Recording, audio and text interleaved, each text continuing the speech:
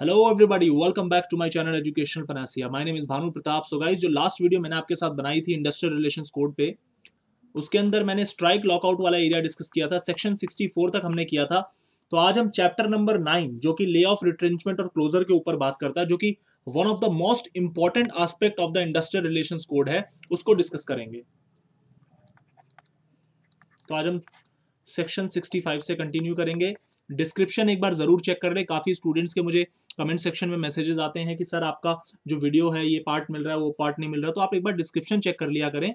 और जिन वीडियोस के डिस्क्रिप्शन में लिंक नहीं है, तो वहां पे आप मेरे चैनल के लोगो पे क्लिक करें। वहां से राइट हैंड साइड पे टॉप पे प्लेलिस्ट का ऑप्शन होगा, और प्लेलिस्ट का ऑप्शन में मैंने separate labour and industrial loss की प्लेलिस्ट बना रखी है, सीआरपीसी इन हिंदी की प्लेलिस्ट बना रखी है। आप उससे वहां से सारी वीडियो सीक्वेंस में एक्सेस कर सकते हैं। देखिए, चैप्टर 9 जो है वो ले ऑफ रिट्रेंचमेंट की बात करता है और क्लोजर की बात करता है। और इनफैक्ट चैप्टर 10 भी जो है इंडस्ट्रियल रिलेशन कोड का, वो स्पेशल प्रोविजन बात करता है ले ऑफ की। ठीक है, चैप्टर 60 ये सेक्शन 65 कहता है कि अभी जो मैं आपको सेक्शन 67 से 69 वाला एरिया कराऊंगा, मतलब जिसके अंदर ले ऑफ और रिट्रेंचमेंट की कंपेंसेशन वगैरह के बारे में बात करूंगा, ये वाला एरिया उन एस्टैब्लिशमेंट पे नहीं अप्लाई होगा जहां पे less than 50 workers on an average पर वर्किंग डे पे प्रीसीडिंग कैलेंडर मंथ्स में काम कर रहे हैं। अगर हम पिछले कैलेंडर मंथ को देखें, सिंपल हम देखें, जैसे मान लीजिए मैं फरवरी की बात कर रहा हूं, तो मैं जनवरी में जाके देखूंगा। जनवरी के अंदर अगर पर डे एवरेज बेसिस पे लेस देन 50 वर्कर्स वहां पे उस जगह पे काम करते हैं on an average daily basis के ऊपर, तो हम एस्टिमेट लगा सकते हैं कि वहां पे 50 से कम एम्प्लॉय। तो वहां पे ये वाले जो सेक्शन 67 से 69 के प्रोविजंस मैं अभी आपको कराऊंगा, वो अप्लाई नहीं होंगे, ध्यान रखना। दूसरा, सीजनल कैरेक्टर के जो आपके एस्टैब्लिशमेंट्स हैं, वो उनके ऊपर भी ये वाला जो चैप्टर है अप्लाई नहीं होगा। उसके बाद जिन एस्टैब्लिशमेंट पे चैप्टर नंबर 10 अप्लाई होता है, उस पे भी 67 से 69 अप्लाई नहीं होगा। तो आप पहले ये समझिए कि चैप्टर नंबर 10 जो है वो आपका इनफैक्ट स्पेशल प्रोविजन है। वो स्पेशल इंडस्ट्रियल एस्टैब्लिशमेंट में जहां पे 300 से ज्यादा लोग काम करते होते हैं, तो उन एस्टैब्लिशमेंट पे चैप्टर नंबर 10 आपका अप्लाई होता है। वो भी ले ऑफ रिट्रेंचमेंट की बात ही करता है, लेकिन वो special provision relating to lay off retrenchment closure की बात करता है। तो वहां पे भी 67 से 69 इसलिए अप्लाई नहीं हो क्योंकि वहां पे उनका अपना सेपरेट प्रोविजन है, चैप्टर 10 के अंदर सेपरेट ले ऑफ का दे रखा है। तो ये आपको समझना है कि ये कुछ जगहें हैं जहां पे आपका ये जो एरिया ही अप्लाई नहीं होगा, जो मैं अभी आपको चैप्टर 9 में करा रहा हूं। दूसरा, अब एक ऑर्गेनाइजेशन सीजनल कैरेक्टर की है या नहीं है, तो इसका फैसला कौन करेगा? तो इसका फैसला अप्रोप्रिएट गवर्नमेंट करेगी और उसका फैसला फाइनल होगा। ये बात आपको ध्यान रखनी है। तो अभी मैं सेक्शन 65 के अंदर ही हूं। नाउ सेक्शन 67 से लेकर 69 के अंदर जो इंडस्ट्रियल एस्टैब्लिशमेंट है, उसकी डेफिनेशन क्या है?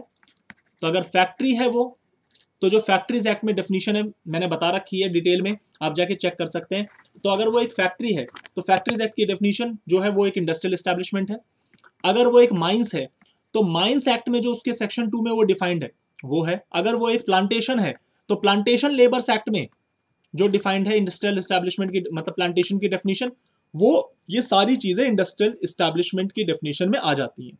मगर इनकी जो डेफिनेशन है हम इनके रेलेवेंट एक्ट से लेंगे। फैक्ट्री का फैक्ट्रीज एक्ट से, माइंस का माइंस एक्ट से, प्लांटेशन का प्लांटेशन लेबर एक्ट से। चलिए, नाउ सेक्शन 66। सेक्शन 66 बात करता है डेफिनेशन ऑफ कंटिन्यूअस सर्विस की। ये इंपॉर्टेंट है। हालांकि इस डेफिनेशन में ज्यादा कुछ चेंज नहीं है। अगर आप लोगों ने मेरी ग्रेचुटी एक्ट की वीडियो देखी होगी, तो कंटिन्यूअस सर्विस के ऊपर मैंने काफी डिटेल में समझा रखा है। देखिए, किसी भी वर्कर के रिगार्डिंग कंटिन्यूअस सर्विस का मतलब होता है, सबसे पहला, अनइंटरप्टेड सर्विस, कि वो वर्कर अनइंटरप्टेड उस ऑर्गेनाइजेशन में काम करता है। अगर मान लीजिए सिकनेस की वजह से, बीमार रहने की वजह से वो नहीं आया, तो उस चीज को हम कंसीडर कर लेंगे। अगर मान लीजिए ऑथराइज्ड लीव है जो उसको परमिटेड है, उस वजह से आज वो 2 दिन छुट्टी पे है, तो हम उसको कंसीडर कर लेंगे। मतलब अगर इन जगहों पे, इन सिचुएशन में वो नहीं भी है, मतलब वो काम नहीं भी कर रहा, तो भी हम उसकी सर्विस को अनइंटरप्टेड ही मानेंगे, इंटरप्टेड नहीं कहेंगे। अगर वो एक ऐसी स्ट्राइक पे गया है जो कि इलीगल नहीं है,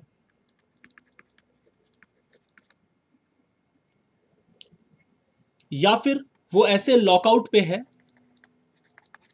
जो कि उसके फॉल्ट से नहीं है, मतलब वो एम्प्लॉयर ने करा, वर्कर का उसमें कोई फॉल्ट नहीं है, या फिर उसका कोई एक्सीडेंट हो गया during the course of employment, तो उस केस में तो ये अलग अलग सिचुएशन है जहां पे वर्कर एक्चुअली काम नहीं करेगा।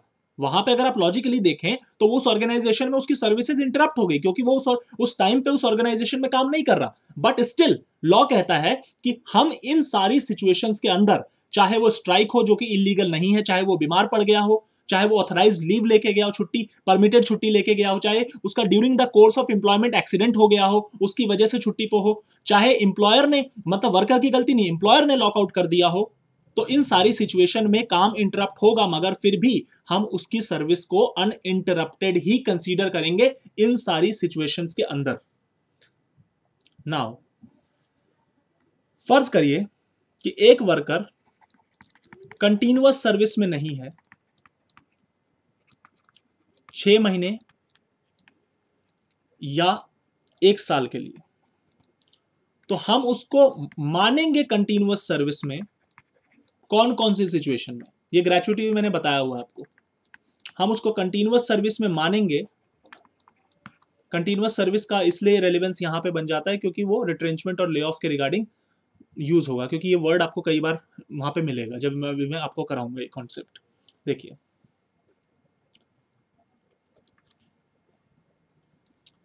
जिस दिन से मैं उसकी, जिस पॉइंट पे मैं उसका कंटिन्यूअस सर्विस चेक कर रहा हूं, उससे पिछले 12 महीने, अगर मैं 1 साल की बात कर रहा हूं, अगर वो 1 साल के कॉन्टेक्स्ट में बात कर रहा हूं, तो पिछले 12 महीने में देखूंगा, और अगर उस 12 महीने में उसने मिनिमम 190 डेज काम किया है, अगर वो बिलो ग्राउंड माइन वाला वर्क है,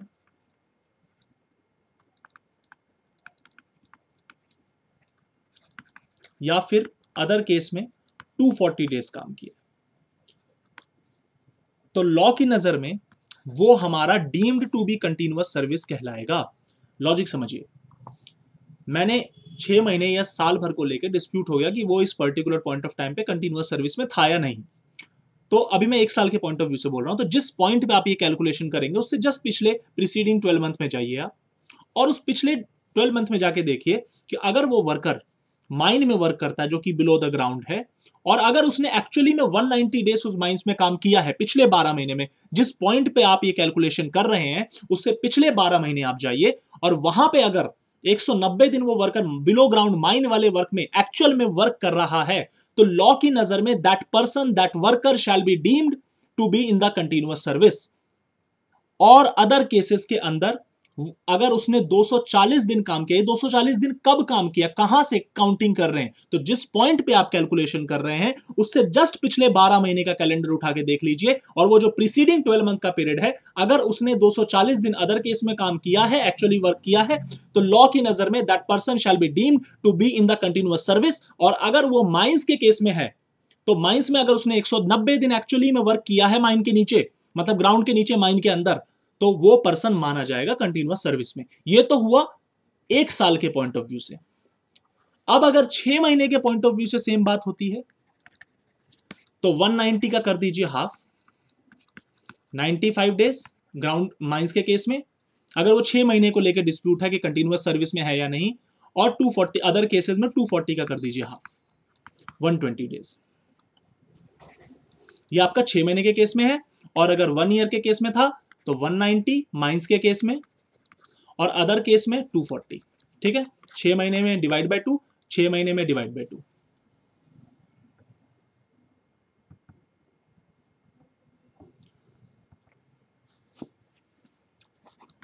number of days actually worked. एक चीज को नहीं लेके ना बड़ा डिस्प्यूट होता है, number of days actually work, कि एक्चुअली में उसने जितने दिन काम किया उसमें कौन कौन से दिन को आप मिलाएंगे परमिटेड ले ऑफ। सबसे पहला एम्प्लॉयर ने उसको बोल दिया भाई अभी कुछ दिनों के लिए 15 दिन के लिए मेरे पास काम नहीं है तेरे को देने के लिए, तू छुट्टी पे, मैं तेरे को 16वें दिन बुला लूंगा।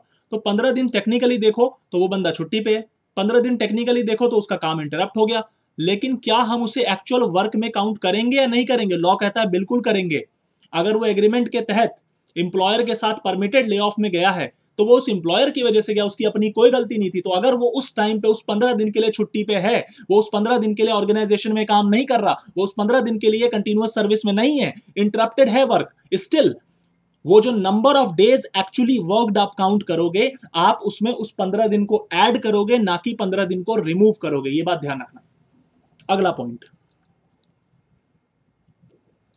अगर वो लीव ऑन फुल वेजेस, जो आपकी पेड लीव्स कहलाती हैं, जिसको आप छुट्टी भी कर सकते हैं और आपको पैसा सैलरी आपकी नहीं कटेगी, पेड लीव्स अगर वो लेता है, बिल्कुल पेड लीव्स का मतलब यही है कि आप छुट्टी करिए, हम आपका पैसा नहीं कटेगा। तो अगर मान लीजिए साल में उसकी 15 पेड लीव्स हैं और वो 15 पेड लीव्स यूज करता है, तो एक्चुअली में वो काम नहीं कर रहा, बट जब हम number of days actually work count करेंगे तो हम वो 15 दिन को रिमूव नहीं करेंगे, हम उसमें इंक्लूड करेंगे कि उसने ये 15 दिन काम किया है, भले ही वो एक्चुअल में पेड लीव पे था, बट हम इसको कंक्लूड करेंगे, उसमें डालेंगे। Now absent due to temporary disablement by accident in the course of employment, नौकरी के दौरान उसको कुछ टेम्पोररी डिसेबलमेंट हो गया। अगर आप टेम्पोररी डिसेबलमेंट के बारे में डिटेल में जाना चाहते हैं, डिस्क्रिप्शन में लिंक पे क्लिक करिए, मेरी एम्प्लॉयज कॉम्पेंसेशन एक्ट की मैंने डिटेल में वीडियो बना रखी है, आप चेक कर सकते हैं। उसके अंदर कॉम्पेंसेशन कितना दिया जाता है, कैसे दिया जाता है, सब बता रखा मैंने। अगर वो इन द कोर्स ऑफ एम्प्लॉयमेंट उसका एक्सीडेंट हो जाता है और वो टेम्पोररी डिसेबल्ड है और उस दौरान वो नहीं आ रहा, तो जितना वो पीरियड नहीं आया, तो क्या आप उसको वर्किंग डेज में डालोगे, उसके नहीं डालोगे? डालोगे। ये सारे जो मैं एरिया बता रहा हूं, यहाँ पे छुट्टियां हैं, वर्कर नहीं आ रहा काम पे, बट ये सारी छुट्टियां ऐड हो रही हैं। कहां पे ऐड हो रही हैं? Number of days actually worked में।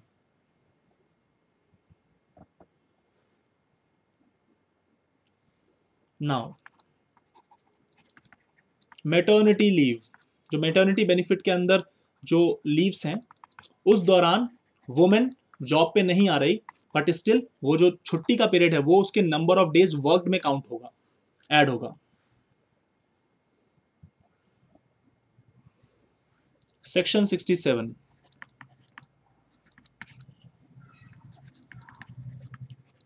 Rights of workers laid off, compensation वगैरह जो ले ऑफ करेंगे उसको क्या मिलेगा पैसा, वो देखते हैं जरा। अगर कोई वर्कर जिसको ले ऑफ किया गया, यहां पे दो वर्कर्स को हटा रखा है मैंने, बादली वर्कर, बदली, बादली बोल रहा हूं, बदली और कैजुअल,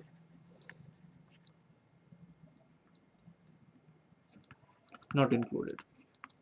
इन दोनों वर्कर्स को, अगर कोई वर्कर को जिसका नाम मस्टर रोल्स पे है, मतलब कंपनी के लिस्ट में एज अ वर्कर उसका नाम है, और उस बंदे को ले ऑफ किया गया और जिसने मिनिमम 1 ईयर की कंटिन्यूअस सर्विस दी है, ये कंटेक्स्ट जो सेक्शन 66 में मैंने आपको कंटिन्यूअस सर्विस को अच्छे से डिफाइन करा के बताया ना, ये कंटेक्स्ट है। मिनिमम 1 ईयर की कंटिन्यूअस सर्विस उस बंदे ने दे रखी है और उस बंदे को कर दिया जाता है ले ऑफ, चाहे वो ले ऑफ कंटिन्यूअसली किया हो चाहे इंटरमिटेंटली किया हो। इंटरमिटेंटली मतलब कभी 5 दिन का ले ऑफ हो जाता है, कभी 2 दिन का ले ऑफ हो जाता है, और कंटिन्यूअसली मतलब एक बार में ही 30 दिन के लिए नौकरी से अभी ले ऑफ कर रखा है। उससे बोला भाई तू घर पे रह, अभी अभी तू मत आ, क्योंकि मेरे पास काम नहीं है, मेरे पास पैसे नहीं है तेरे को देने के लिए। तो उस केस में उस वर्कर को क्या कंपेंसेशन मिलेगा, इसको समझने से पहले हमें यह समझना जरूरी है कि यहां पे बदली और कैजुअल वर्कर की बात नहीं हो रही। हमें यह समझना जरूरी है कि उसका वर्कर का नाम मस्टर रोल्स पे होना चाहिए। हमें यह समझना जरूरी है कि यहां पे उन वर्कर्स की बात हो रही है जिन्होंने minimum 1 year of continuous service उस इंप्लॉयर के अंडर दी है, और वो कंटिन्यूअस सर्विस की डेफिनेशन कहां पे लिखी हुई है, तो वो सेक्शन 66 के अंदर क्लियरली मेंशन है। देखिए अब उसको कितना कॉम्पेंसेशन मिलेगा इस केस में, 50% of his basic plus DA, ध्यान रखना। वीकली हॉलीडेज का नहीं मिलेगा, वीकली हॉलीडेज जो है ना उसका उसे पैसा नहीं मिलेगा। अकॉर्डिंग प्रोपोर्शनेटली हम वीकली हॉलीडेज का पैसा हम उसको नहीं देंगे, ये 50% के अंदर नहीं देंगे। अब ये 50% कौन सा है, कैसे कैलकुलेट करें, कहां से निकालें, ये बेसिक प्लस डीए 50% जो हम उसको ले ऑफ के दौरान दे रहे हैं पैसा कंपेंसेशन के तौर पे, तो कहां से निकाले ये पैसा। तो लॉ कहता है कि जितना अगर उसको आपने निकाला ना होता तो जितना दिया होता, जितना बेसिक प्लस डीए दिया होता उसका 50% निकालो और वो आप उसको पे कर दो। मतलब लॉजिकली अगर आपने उस वर्कर को आज निकाला ना होता, ले ऑफ ना किया होता, तो आप उसे 10,000 रुपए महीना देते। तो अगर आप उसे 10,000 रुपए, उसका बेसिक प्लस डीए मिला के 10,000 रुपए होता है और आप उसको 10,000 रुपए दे रहे थे, तो उसका 50% आप कर लीजिए 5,000 रुपए, तो आप ले ऑफ के दौरान उसको वो पैसा देंगे। लेकिन कंडीशंस, एलिजिबिलिटी क्या है ऊपर बता चुका हूं। नाउ अब मान लीजिए 12 महीने के पीरियड के दौरान, 12 महीने के पीरियड के दौरान वर्कर को more than 45 days lay off किया जाता है। वर्कर को मोर देन 45 डेज का ले ऑफ कर दिया, 45 दिन, लगभग 1.5 महीने से ऊपर उसको ले ऑफ कर दिया गया। तो उस केस के अंदर अगर एग्रीमेंट है वर्कर और एम्प्लॉयर और वर्कर के बीच में, तो 45 डेज के बाद, ये जो 45 डेज का पीरियड एक्सपायर हो जाएगा ना, तो उसके बाद कोई भी कंपेंसेशन पे नहीं करना। क्या बोला मैंने, अगर एम्प्लॉयर वर्कर का ऐसा कुछ एग्रीमेंट है तो 45 डेज तक तो हम उसको 50% ऑफ बेसिक प्लस डीए देते रहेंगे, लेकिन 45 डेज के बाद हमें उसे कोई भी रुपया पे करने की जरूरत नहीं है। अब सवाल आता है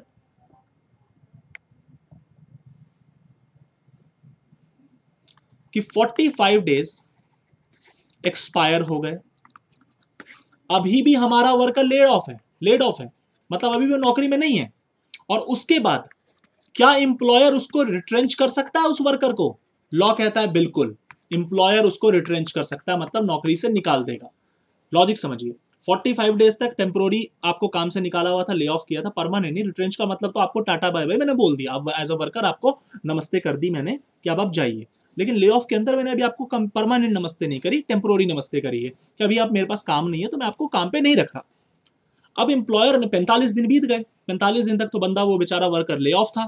अब 45 दिन बीतने के बाद उस एम्प्लॉयर ने क्या किया, उसको रिट्रेंच कर दिया, क्योंकि लॉ उसको परमिशन देता है सेक्शन 67 में कि अगर 45 दिन के पीरियड बीत जाता है तो उसके बाद एम्प्लॉयर के लिए उस वर्कर को ले ऑफ करना एक लॉफुल काम है, मतलब एम्प्लॉयर के पास पावर है, वो उसे ले ऑफ कर सकता है। अब सवाल आता है कि जब आप किसी को रिट्रेंच करते हो तो आपको पे करनी पड़ती है उस वर्कर को रिट्रेंचमेंट कंपेंसेशन, जो कि आप इस वर्कर को भी पे करोगे। आपने इस वर्कर को रिट्रेंच किया तो आप इसको मतलब रिट्रेंचमेंट कंपेंसेशन पे कर दोगे, ठीक है। अब देखिए, ये रिट्रेंचमेंट कंपेंसेशन जब आप इसको पे करोगे तो आपने प्रीवियसली जो ले ऑफ के टाइम में कंपेंसेशन पे करी है वो आप यहां से सेट ऑफ कर सकते हो।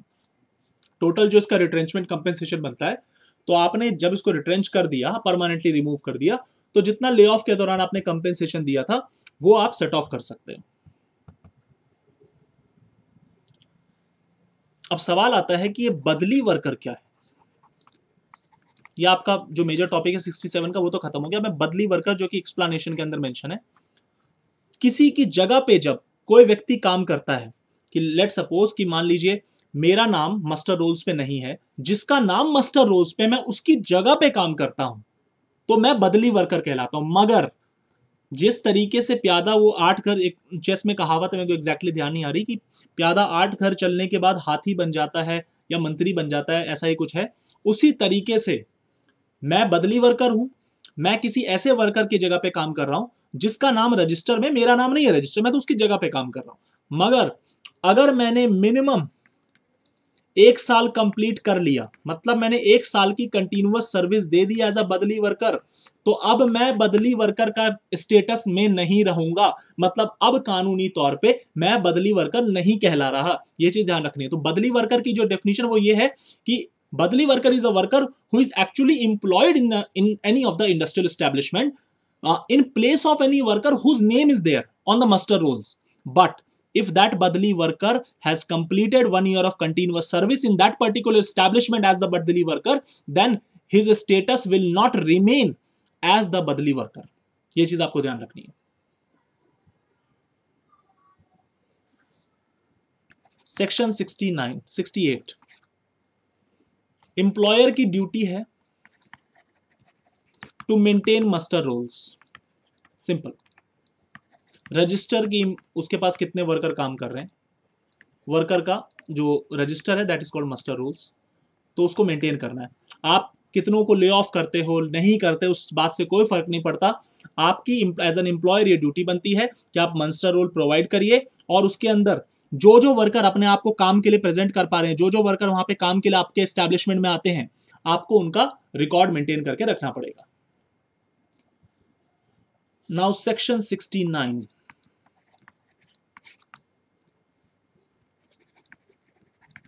वर्कर्स, ये इंपॉर्टेंट है, not entitled for compensation in certain cases.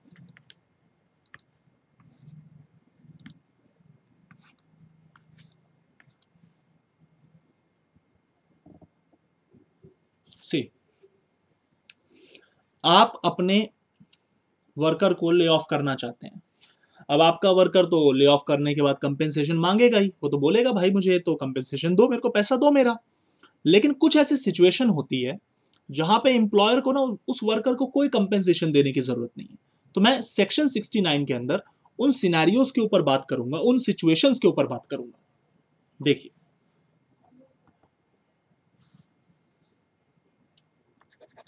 No compensation for lay off. ये इंपॉर्टेंट है, इसलिए पहले मैं आपको समझा देता हूं ये डिटेल में. सबसे पहली सिचुएशन, अगर वर्कर अल्टरनेटिव एम्प्लॉयमेंट को एक्सेप्ट करने से मना कर रहा है, अल्टरनेटिव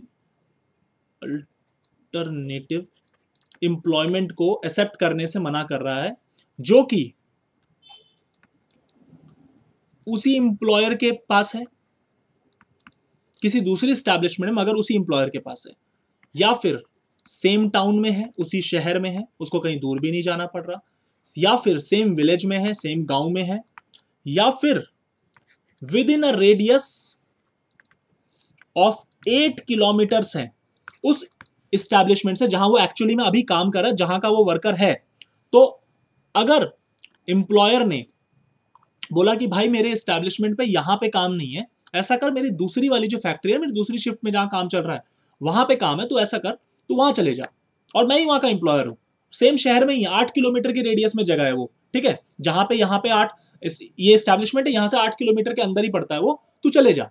और वहां पे जाने के लिए तुझे कोई अलग से एक्सपीरियंस की जरूरत भी नहीं है, तुझे कोई स्पेशल स्किल की जरूरत भी नहीं है, और जितना वेजेस मैं तुझे पे कर रहा हूं यहां पर उतना ही वेजेस तुझे वहां पे भी मिलेगा, तू चले जा. मगर वर्कर भाई साहब मना कर रहा है, बोल रहा है कि नहीं मुझे अल्टरनेटिव एम्प्लॉयमेंट नहीं चाहिए. उसको सेम विलेज में काम मिल गया, सेम टाउन में काम मिल गया, सेम एम्प्लॉयर के तहत काम मिल गया, 8 मीटर के रेडियस के तहत काम मिल गया, और सबसे बड़ी बात उसके वेजेस में कोई भी नुकसान नहीं हुआ है, उसको वेजेस का कोई लॉस नहीं हुआ है, उसको उतना ही वेजेस मिल रहा है जितना उसको इस एस्टैब्लिशमेंट के तहत मिलता. But still that worker is denying, still that worker is refusing to accept any kind of alternative employment. तो सवाल आता है कि क्या उस केस में वर्कर को कोई कंपेंसेशन उसके ले ऑफ के लिए मिलेगा? द आंसर इज नो, क्योंकि सेक्शन 69 ये बात कहता है कि आपको जब एम्प्लॉयर ने अपॉर्चुनिटी प्रोवाइड करी और एक रीजनेबल अपॉर्चुनिटी प्रोवाइड करी, ये नहीं कि आपके साथ को जाती कर दी, आपको बोला 200 किलोमीटर दूर जाओ और गांव में काम करो. नो, आपको 8 किलोमीटर की रेडियस में, जो कि रीजनेबल अमाउंट है, आपका वेजेस को डिडक्ट नहीं कर रहा, एम्प्लॉयर भी वही है, एस्टैब्लिशमेंट बस दूसरी है, और मगर आप फिर भी अल्टरनेटिव एम्प्लॉयमेंट लेने से मना करते हैं, तो उस केस में आपको ले ऑफ का के तहत कोई कंपेंसेशन नहीं मिलेगा. दूसरा, does not present himself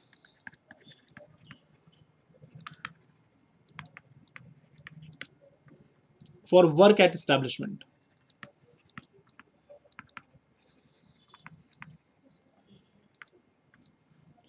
at least once a day.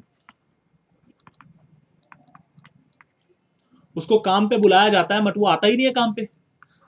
कम से कम एक बार, अगर मान लीजिए एक एम्प्लॉयर वर्कर को 2 बार 3 बार बुलाता है काम पे, अलग अलग छोटे छोटे शिफ्ट्स के लिए, तो अगर वो कम से कम एक बार उसको नहीं मतलब बुलाया जाता है और दिन में कम से कम एक बार वो नहीं आता और ये रेगुलरली वो नहीं आ रहा, तो उस केस में मैं उसको ले ऑफ कर रहा हूं, तो मुझे कोई कंपेंसेशन देने की जरूरत नहीं है, वो खुद ही रेगुलर एम्प्लॉय नहीं है, रेगुलर वर्कर नहीं है। अगर लेइंग ऑफ जो है वो स्ट्राइक की वजह से हुई है या फिर स्लोइंग प्रोडक्शन की वजह से हुई है, स्लोइंग डाउन प्रोडक्शन की वजह से हुई है, जो कि वर्कर लोग कर रहे हैं दूसरे पार्ट ऑफ द एस्टैब्लिशमेंट में, कि वो जानबूझ के स्ट्राइक कर रहे हैं और प्रोडक्शन को स्लो कर रहे हैं, उसकी वजह से मुझे ले ऑफ करना पड़ रहा है, तो मुझे कोई कंपेंसेशन देने की जरूरत नहीं है।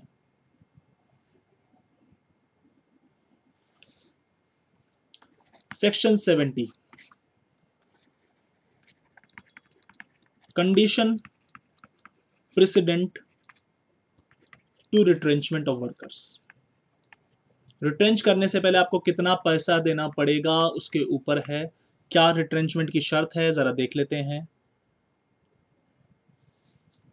अगर किसी वर्कर ने मिनिमम 1 ईयर का कंटिन्यूअस सर्विस किया है, 1 ईयर की कंटिन्यूअस सर्विस, ये कंटिन्यूअस सर्विस को मैंने इसीलिए सेक्शन 66 में आपको बता दिया था क्योंकि इस शब्द का कई बार इस्तेमाल होना है और मैं हमेशा डेफिनेशंस पे बहुत फोकस करता हूं। रीजन बीइंग कि डेफिनेशंस को बार बार नहीं समझाया जा सकता, एक ही बार उसको डिटेल में समझा दिया जाए तो बेहतर है। आपको अगर कंटेंट मेरा अच्छा लगता है तो प्लीज लाइक जरूर कर दिए, क्योंकि लाइक की रेशियो काफी कम रहती है, काफी बच्चे देखते हो तो काफी कंटेंट है बट लाइक उस प्रोपोर्शन में बच्चे करते नहीं है, तो प्लीज आपको कंटेंट पसंद आता हो लाइक जरूर के रखिए। देखिए, वर्कर ने मिनिमम कंटिन्यूअस सर्विस अगर 1 साल की दी है और आप उसको रिट्रेंच करना चाहते हैं, तो रिट्रेंच करने की सबसे पहली शर्त है कि आप उसको 1 मंथ का रिटन नोटिस सर्व करेंगे कि हम आपको इस ऑर्गेनाइजेशन से साहब निकाल रहे हैं। अगर आप उसको रिटन नोटिस नहीं देना चाहते तो आप उसको 1 मंथ की वेजेस दे दीजिए। ये जो वेजेस है ये इन ल्यू ऑफ नोटिस है। इन ल्यू ऑफ नोटिस मतलब नोटिस की जगह आप उसको 1 महीने का पैसा एडवांस में फ्री का आपको सैलरी आप उसको दे रहे हैं, बोले कि आप अपना काम ढूंढ लीजिए, ये 1 महीने का सैलरी आपको दिक्कत नहीं होगी। दूसरा, ग्रेचुटी का पैसा, इसको ग्रेचुटी के तरीके से यहां लिखा नहीं हुआ लेकिन मैं आपको ये जो लिखा है वो ग्रेचुटी का पैसा ही है। देखिए, 15 डेज का average pay for every completed year of continuous service, gratuity ही होती है। For every completed year of continuous service क्या कह रहा है ये समझिए। लेट सपोज मैं 6 साल काम किया इस ऑर्गेनाइजेशन में, तो हर साल का 15 दिन की सैलरी, हर साल के 15 दिन की सैलरी, 1 साल काम किया इसके 15 दिन की सैलरी, इसका हर साल का 1 महीने की सैलरी निकालो, उसको हाफ से डिवाइड कर दो, हर साल के 15 दिन की सैलरी, हर साल के 15 दिन की सैलरी। तो अगर 6 साल काम किया तो 15 + 15 + 15 इस तरीके से, और अमूमन 3 महीने की सैलरी। 6 साल काम किया तो लगभग 3 महीना मुझे फ्री मिल गया। इसी तरीके से 10 साल काम करूंगा तो 5 महीने की सैलरी फ्री मिल जाएगी। आप ये 15-15 करके ये हिसाब लगा सकते हैं। मोटा मोटा 3 महीने की सैलरी मुझे फ्री में मिल गई जब मुझे रिट्रेंच किया जा रहा है और मैंने minimum 1 year of continuous service दिया है। अगर आप ग्रेचुटी के बारे में डिटेल में जानना चाहते हैं, वीडियो है डिस्क्रिप्शन में, लिंक में लेबर लॉज में, आप जाके देख सकते हैं, पूरा एक्ट करा रखा है मैंने।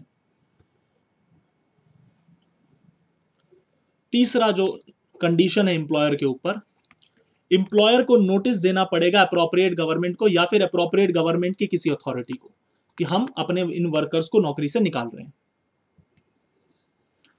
Now section 71 talks about procedure for retrenchment. Procedure for retrenchment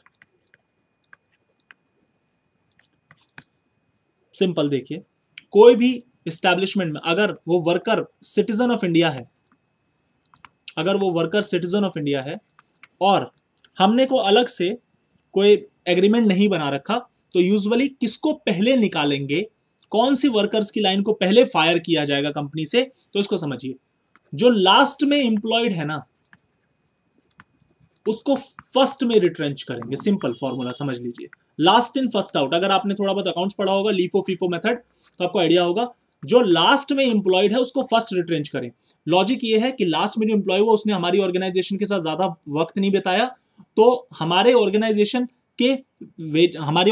जो प्रोवाइड करती है उसके बेनिफिट के बेसिस पे अगर को बहुत लंबे टाइम से हमारे साथ जुड़ा हुआ है तो उसको जित कोशिश हो सके तो बचा लो उस एम्प्लॉय को, उस वर्कर को। तो यहाँ पे फॉर्मूला यही है कि अगर कोई एग्रीमेंट नहीं है तो ऑर्डिनरली उनको रिट्रेंच करेंगे पहले, जो कि उस कैटेगरी में सबसे आखिरी में नौकरी पे आए हैं, जिन्होंने सबसे कम वक्त इस ऑर्गेनाइजेशन के लिए गुजारा है। हालांकि अगर एम्प्लॉयर चाहे तो वो किसी और को भी रिट्रेंच कर सकता है, बट उसको रीजन फिर देना पड़ेगा कि हम सबसे पुराने वाले एम्प्लॉय को सबसे पहले रिट्रेंच क्यों कर रहे हैं। सेक्शन 72, लेट सपोज आपको रिट्रेंच कर दिया और फिर से एम्प्लॉयमेंट की अपॉर्चुनिटी जनरेट हो गई उस पर्टिकुलर कैटेगरी में। आपको रिट्रेंच करने के बाद, और आप ध्यान रखना retrench worker citizen of India word को स्पेसिफिकली मेंशन कर दिया गया। यहां पे आपको रिट्रेंच किया और वहां पे उसी कैटेगरी में दोबारा से मतलब अपॉर्चुनिटी आ गई, तो ये अपॉर्चुनिटी उन रिट्रेंच वर्कर को पहले मिलनी चाहिए। जो करना चाहते हैं वो कर सकते हैं, उन रिट्रेंच्ड वर्कर को पहले मिलनी चाहिए। जिनको नौकरी से निकाला था हमने, अभी जो सेक्शन 71 के अंदर प्रोसीजर बता रहा था ना, तो जिनको हमने रिट्रेंच कर दिया उनको ये जो अपॉर्चुनिटी है वो पहले प्रोवाइड करें, उनकी प्रेफरेंस ऊपर रहेगी। नाउ यहां तक मैंने करा दिया है, सेक्शन 72 तक आपका हो गया इसमें। तो नेक्स्ट वीडियो जो मैं आपके साथ बनाऊंगा उसके अंदर मैं सेक्शन 73 से कराऊंगा, और ये वाला जो चैप्टर नंबर 9 है वो सेक्शन नंबर 76 तक है, तो वो आपकी नेक्स्ट वीडियो में फिनिश हो जाएगा। और उसके बाद फिर 2 वीडियोस के बाद जो मेजर एरिया है मिसलेनियस से पहले, पेनल्टीज से पहले वाला, वो सारा फिनिश हो जाएगा आपका इंडस्ट्रियल लॉ। ऑलमोस्ट 20-21 वीडियोस रहेंगी इसके अंदर और बहुत ही ह्यूमंगस पार्ट है। आप अपना फोकस और टाइम जरूर दीजिए और इस कंटेंट को खत्म करिए। मैंने आधे घंटे की एवरेज वीडियोस बनाई है इस बार, ताकि आपका एक वीडियो में आप ज्यादा बोर ना हो, ज्यादा लेंदी होने की वजह से। और जो स्टूडेंट्स जिनको लगता है कि मैं स्पीड मेरी बहुत धीरे है, तो वो 1.5x की स्पीड पे, 1.5 की स्पीड, 2.5 की स्पीड पे रन करके मेरी वीडियोस को देख सकते हैं। Thank you so much guys for giving your precious time to me. Thank you very much.